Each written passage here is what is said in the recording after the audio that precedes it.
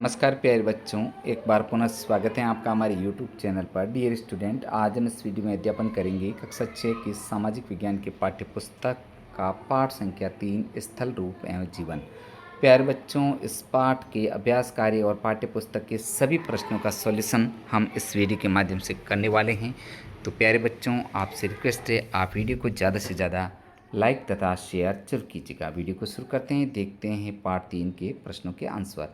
यहाँ पर सबसे पहले 1 नंबर प्रश्न, आपका कस्बा या गांव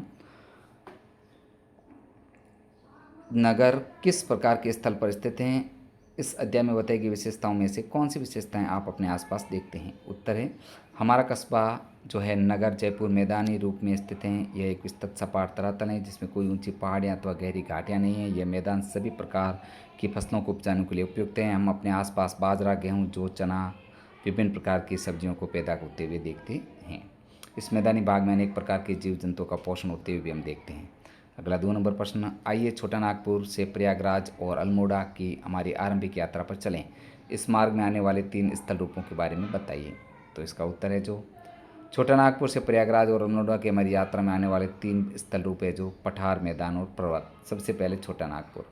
छोटा नागपुर दक्षिण के पठार का क्षेत्र है। यहाँ यह पठार विश्व के सबसे पुराने पठारों में से एक है जो कई लाख वर्ष पहले ज्वालामुखी की सक्रियता के कारण बना हुआ है। यह पठार एक ऐसी स्थलाकृति है जो आसपास की भूमि से ऊपर उठी हुई इसकी सतह चपटी है तथा इसके पीछे कुछ पार्श्व सीधे ढलान वाले हैं। भारत में छोटा नागपुर पठार में लौह, कोयला और मैंगनीज के प्रचुर भंडार हैं। नेक्स्ट है अल्मोड़ा।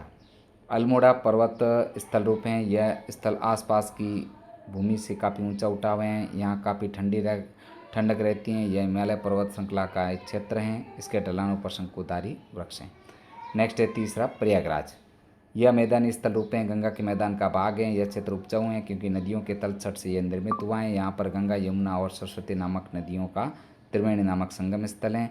यह मैदान सभी प्रकार की फसलों को उपजाने के लिए उपयुक्त हैं। यहाँ के लोगों की मुख्य आर्थिक क्रिया कृषि हैं। इस प्रकार प्यारे विद्यार्थियों जो है 3 स्थानों के बारे में छोटा नागपुर, अल्मोड़ा और प्रयागराज के बारे में आपको टिप्पणी लिखनी है। अगला 3 नंबर प्रश्न, भारत के कुछ प्रसिद्ध तीर्थ स्थलों की सूची बनाइए। यह भी लिखिए कि वे कौन से स्थल रूप के अंतर्गत आते हैं। तो यहाँ पर भारत के प्रसिद्ध तीर्थ स्थल जो है अमरनाथ पर्वत के अंतर्गत आता है। बद्रीनाथ, केदारनाथ पर्वत है। हरिद्वार मैदानी क्षेत्र, रामेश्वरम मैदान, जगन्नाथपुरी मैदान और कैलाश पर्वत। नेक्स्ट आगे बढ़ेंगे, सही या गलत बताना है आपको। 1 नंबर, हिमालय गोल शिखरों वाली नवीन पर्वत श्रृंखला है, असत्य। पठार प्राय एक ओर से उठे हुए होते हैं, असत्य। पर्वत और पहाड़ियाँ एक ही प्रकार के स्थल रूप हैं, यह कथन सत्य है। नेक्स्ट आगे, भारत में पर्वत, पठार और नदियों की में एक ही प्रकार के वनस्पति और प्राणी जगत पाए जाते हैं, यह कथन असत्य है। गंगा यमुना की सहायक नदी हैं, यह कथन असत्य है। मरुस्थल का वनस्पति जगत और प्राणी जगत विश्लेषण होता है, यह कथन सत्य है। हिम के पिघलने से नदियों में जल आता है, यह कथन सत्य है। 8 नंबर, मैदानों में नदियों द्वारा एकत्र किए गए तलछट भूमि को उपजाऊ बनाते हैं, यह सत्य है। और सभी मरुस्थल गर्म होते हैं, असत्य।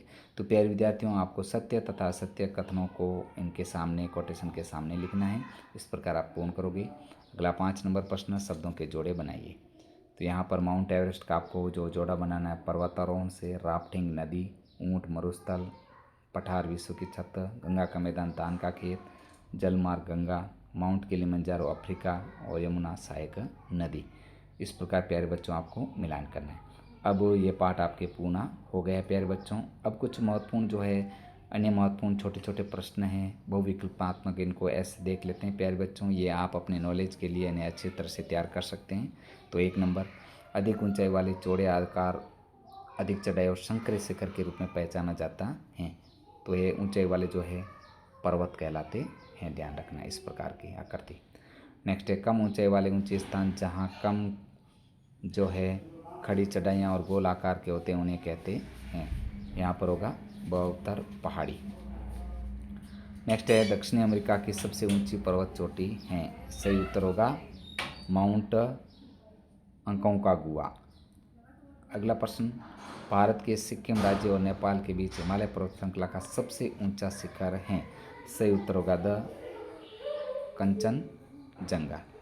अगला 5 नंबर प्रश्न, हिमालय से निकलने वाली नदी में सबसे विशालतम नदी है। सही उत्तर होगा गंगा नदी। सबसे विशालतम और सबसे लंबी नदी भी गंगा नदी है। प्रश्न नंबर 6, पहाड़ों के बीच एक निचला क्षेत्र जिसमें प्राय नदी अथवा जलधारा बहती है कहलाता है। सही उत्तर होगा ब, घाटी कहलाता है। तो प्यारे विद्यार्थियों, ये 6 प्रश्न थे जो बहुविकल्पात्मक कुछ प्रश्न थे, इन्हें भी आप अच्छे से याद कीजिए। हमने इस वीडियो के माध्यम से जो है पार्ट 3 का संपूर्ण सॉल्यूशन कर लिया है प्यारे बच्चों। तो बने रहिए हमारे चैनल पर। साथियों, पुनः आपसे रिक्वेस्ट है, अगर आपको सभी पाठों का सॉल्यूशन चाहिए तो चैनल की प्लेलिस्ट बनी हुई है, वहाँ पर जाकर के आप सभी पाठों का सॉल्यूशन एक साथ कर सकते हैं। प्यारे बच्चों, मिलते हैं नेक्स्ट वीडियो में। वीडियो देखने के लिए आपका धन्यवाद।